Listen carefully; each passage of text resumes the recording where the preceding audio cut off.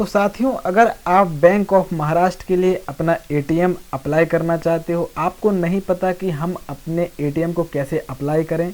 Bank of Maharashtra में अगर आपका खाता खुला हुआ है तो आपको प्रॉपर तरीके से आज मैं बताने वाला हूं कि आप कैसे बहुत आसान तरीके से यहाँ पे अपने एटीएम के लिए अप्लाई कर सकते हो।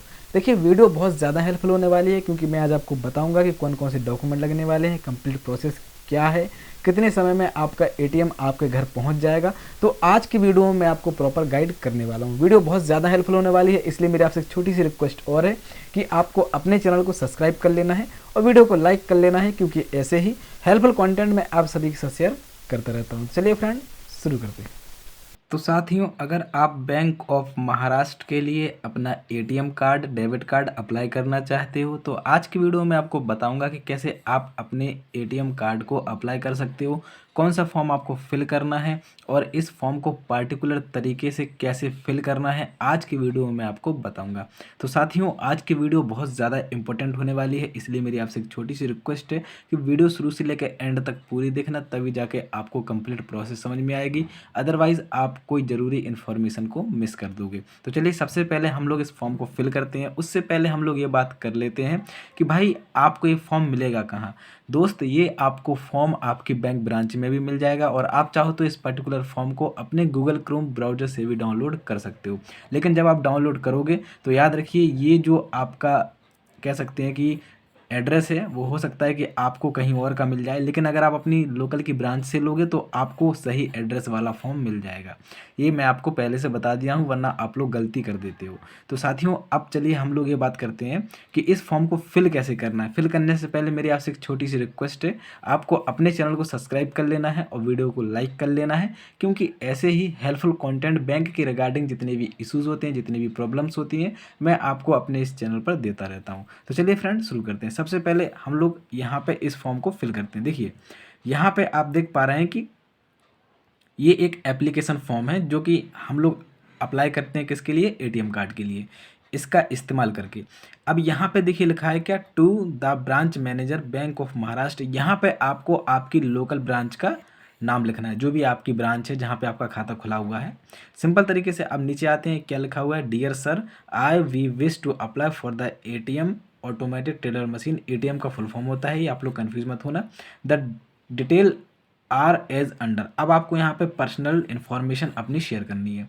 भाई, जो भी आपकी पर्सनल इन्फॉर्मेशन, जैसे आपका नेम हो गया, देखिए पहले नंबर पे आपका नेम ही पूछ रहा है, as to be embossed on the card. मतलब यहाँ पे आपको वो नेम लिखना है जो कि आप अपने कार्ड पर प्रिंट करना चाहते हो। बहुत से लोग साथ ही कन्फ्यूज हो जाती है कि भाई यहाँ दो दो नेम कैसे पूछे गए हैं। तो यहाँ पहले नंबर पे आपको वो नाम लिखना है जो नाम आप अपने एटीएम कार्ड पर प्रिंट कराना चाहते हो। अब यहाँ पे दूसरे नंबर पे दिया गया क्या, फुल इन्फॉर्मेशन में यहाँ पे नेम इन फुल में, यहाँ पे देखिए आपको अपना पूरा नाम लिखना है। यहाँ पे सरनेम लिख देना है, यहाँ फर्स्ट नेम लिखना है और यहाँ मिडिल नेम लिखना है। अब बहुत से लोग इसमें कंफ्यूज हो जाते हैं, वो ऊपर वाला ये सेक्शन है वो नहीं पढ़ते हैं और वो क्या करते हैं, यहाँ पे लिख देते हैं वो क्या, फर्स्ट नेम लिख देते हैं, यहाँ पे मिडिल नेम और यहाँ पे सरनेम। तो ऐसी गलती आपको नहीं करना है। जैसा आपको स्लॉट में बताया गया है सेम टू सेम वैसा ही आपको अपने नाम का लिखना है। अब जैसे बहुत से लोग साथ ये कन्फ्यूजन होती है भाई कि सर मेरा तो मिडिल नेम है ही नहीं है, मेरा तो सीधा सरनेम लग जाता है नाम के बाद। जैसे मान लीजिए मेरा नाम है पवन दुबे, तो मैं यहाँ पे क्या लिखूँगा, फर्स्ट नेम में पवन और सरनेम में सीधा क्या आ जाएगा, दुबे। लेकिन बहुत से लोगों का नाम होता है पवन कुमार सिंह, पवन कुमार दुबे, पवन कुमार शर्मा, इस तरीके के नाम होते हैं। तो जैसे मान लीजिए आपका नाम पवन कुमार शर्मा है, तो यहाँ पे आप फर्स्ट नेम में पवन लिखोगे और मिडिल नेम में आपका कुमार आ जाएगा। क्या आएगा मेरे दोस्त, कुमार आएगा। कुमार आएगा और सरनेम में आपका जो आपका सरनेम है, जो भी आप लगाते हो, शर्मा, दुबे, पांडे, जो भी आप लगाते हो, आप अपना यहाँ पे लिख सकते हो यूजुअल तरीके से। चलिए हम लोग आते हैं तीसरे नंबर पे। यहाँ पे लिखा हुआ क्या, date of birth. Date of birth सीधी सी बात है, आपके आधार कार्ड में दी गई होगी। डेट ऑफ बर्थ आपको यहाँ पे प्रॉपर तरीके से मेंशन कर देना है, जो भी आपकी डेट ऑफ बर्थ है। अब आते हैं चौथे नंबर पे। यहाँ पे आपको एड्रेस देखने के लिए मिल रहा होगा। भाई यहाँ पे दो एड्रेस दिए गए हैं, पहला दिया गया रेजिडेंस एड्रेस और दूसरा दिया गया ऑफिस एड्रेस। अब रेजिडेंस एड्रेस आपके घर का एड्रेस है, जहाँ पे आप रहते हो यूजुअल तरीके से, टेलीफोन नंबर, पिन कोड, आपको पूरा एड्रेस प्रॉपर तरीके से लिख देना है। ऑफिस एड्रेस जहाँ पे आप काम करते हो, जहाँ पे बैंक आपसे कॉन्टैक्ट कर सके, आपको टेलीफोन कर सके, आपसे कोई ज़रूरी इन्फॉर्मेशन या फिर कोई भी अपडेट आपके साथ शेयर कर सके। तो यहाँ पे आपको आपका जो ऑफिस एड्रेस है वो प्रॉपर तरीके से फिल कर देना है। चलिए अब आते हैं थोड़ा सा नीचे की ओर। यहाँ पे दिया गया है क्या, occupation business information. Occupation occupation business information में आपसे पूछ रहा है भाई कि आप क्या करते हो, आप एम्प्लॉय हो या फिर आप कोई मतलब बिजनेस है आपका, तो यहाँ आपको मेंशन कर देना। अगर आप जॉब करते हो कहीं पे, एम्प्लॉयर हो, तो आपको यहाँ पे लिख देना है कि भाई आप किस पोस्ट पर हो, और अगर आप कोई बिजनेस करते हो तो यहाँ पे वो बिजनेस का नेम भी आपको लिख देना है। नेचर ऑफ बिजनेस, अगर आपका बिजनेस कोई अलग बिजनेस है, जैसे कि आप लॉयर हो, आप इंजीनियर हो, आप किसी मेडिकल लाइन में हो, कहीं पर भी हो, तो वो आप यहाँ पे मेंशन कर सकते हो। डेजिग्नेशन आप करते क्या हो, लेंथ ऑफ बिजनेस सर्विस, कितने साल हो गए आपको, और यहाँ बिजनेस रजिस्ट्रेशन नंबर, अगर आपका कोई बिजनेस तो उसका रजिस्ट्रेशन नंबर 100% होगा, आपको रजिस्ट्रेशन नंबर लिख देना है। सीधी बात है, आपका आईडी नंबर, एनुअल सैलरी कितना हो जाता है आपका, या फिर बिजनेस इनकम कितना हो जाता है। देखिए यहाँ पे दो चीज़ें दी गई हैं, एक दिया गया एनुअल इनकम यानी एनुअल सैलरी, और यह दिया है बिजनेस इनकम। तो एनुअल सैलरी का मतलब है कि यहाँ आपको आपकी जॉब वाली सैलरी मिलनी है कि सालाना आप अपनी जॉब से कितना कमा लेते हो, 1 लाख कमा लेते हो, 1.5 लाख कमा लेते हो, 2 लाख कमा लेते हो, जितना भी आप कमा लेते हो साल भर में, वो आपको यहाँ पे मेंशन कर देना है। और अगर आप बिजनेस इनकम कमाते हो, मतलब बिजनेस से आपका सालाना लगभग लगभग अप्रॉक्सीमेट जितना भी बनता है, क्योंकि बिजनेस में कभी कभी क्या होता है दोस्त, फिक्स नहीं होता है कि आप बिजनेस में हर महीने या हर साल इतना कमा ही लोगे, लेकिन फिर भी आपके पास एक एवरेज हो जाता है कि मेरा जो इनकम है एक महीने में इतना तो मेरा निकल ही जाता है मेरे बिजनेस से। तो आपको पूरा एनुअल का जोड़ लेना है कि भाई आपका सालाना कितना हो जाता है, वो आपको यहाँ पे मेंशन कर देना है। एनुअल इनकम, कोई और एनुअल इनकम है आपकी तो आप वो भी यहाँ मेंशन कर सकते हो, जैसे आप खेतीबाड़ी करते हो। परमानेंट इनकम टैक्स नंबर, अगर आपके पास टैक्स नंबर, आप टैक्स पे करते हो भारत सरकार को, तो वो भी आप यहाँ मेंशन कर सकते हो। सीधी सी बात है, कहाँ पे करते हो, कौन से सर्कल में करते हो, वो भी आप यहाँ पे मेंशन कर सकते हो बहुत प्रॉपर तरीके से। चलिए अब आते हैं थोड़ा सा नीचे की ओर, फाइनेंशियल इन्फॉर्मेशन में प्राइमरी अकाउंट डिटेल्स। अब यहाँ पे देखिए आपसे पूछ रहा है कि भाई आपके अकाउंट डिटेल आपको यहाँ पे फिल करनी है, तो टाइप आपका अकाउंट कौन सा है, सीधी सी बात है। अकाउंट आपका सेविंग अकाउंट है, तो आपको यहाँ पे एसबी लिख देना है, सेविंग अकाउंट है भाई मेरा। अकाउंट नंबर आपका क्या है वो आप मेंशन करिए, बैलेंस कितना है अभी आपके अकाउंट में।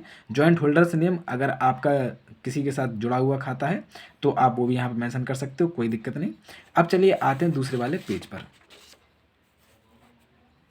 इफ़ एनी अदर, आप देखने के लिए मिल रहा होगा, if any other credit ATM card held, मतलब है कि अगर कोई और एटीएम कार्ड पहले से इस अकाउंट के साथ लिंक है या फिर कभी इशूड हुआ था, तो आपको यहाँ पे उसकी डिटेल लिख देनी है, पहला नंबर डाल के, भाई आप क्या नाम था कार्ड पर, इशूइंग इंस्टीट्यूशन कहाँ से आपको इशू किया गया था, कब तक के लिए था, और लिमिट क्या थी उसकी, तो वो आप यहाँ पे मेंशन कर सकते हो। लिमिट मतलब है कितना आप पैसा निकाल सकते थे उससे, ट्रांजैक्शन लिमिट क्या थी उसकी, वो आप यहाँ मेंशन कर सकते हो।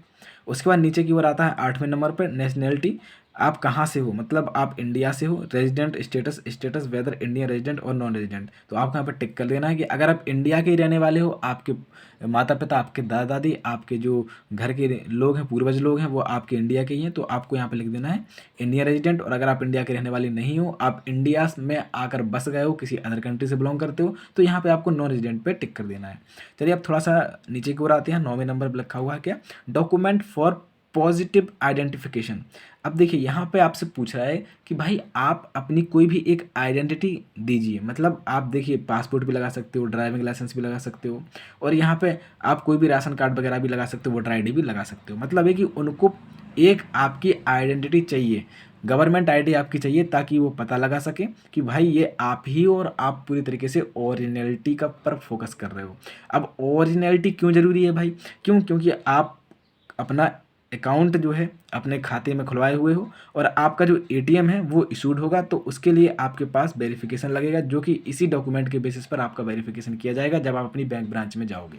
तो यहाँ पे आपको एक ऐसा आइडेंटिटी ले लेनी है जो आपके पास हो बहुत प्रॉपर तरीके से, जैसे आपका ड्राइविंग लाइसेंस हो गया, यहाँ पे आपका राशन कार्ड हो गया, वोटर आईडी हो गया, हाँ आधार कार्ड भी लग सकता है। बहुत से लोगों के दिमाग में क्वेश्चन चला हो भाई आधार कार्ड नहीं लगा सकते हैं, तो आधार कार्ड भी लग सकता है, कोई दिक्कत नहीं, वो प्राइमरी आइडेंटिटी में आता है, लेकिन यहाँ पे ऑप्शन नहीं दिया गया है, कोई दिक्कत नहीं, आपका आधार कार्ड भी लग जाएगा।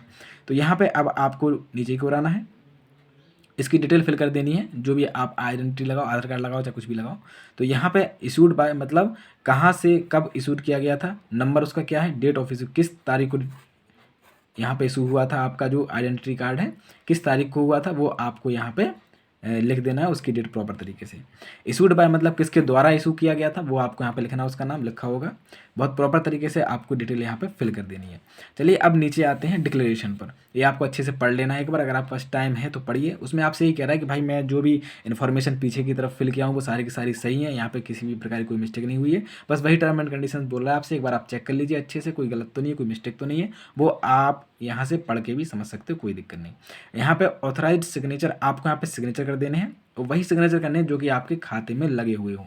अब ऐसा नहीं है, बहुत से भाई बंधु हमारे क्या होते हैं कि जल्दबाजी में कोई भी सिग्नेचर कर दिए और आपका ये फॉर्म है आपके अकाउंट से मैच नहीं करेगा, आपके सिग्नेचर मैच नहीं करेंगे आपके अकाउंट से, तो सीधी सी बात आपका फॉर्म रिजेक्ट कर दिया जाएगा, क्योंकि ये पैसे वाला मामला है।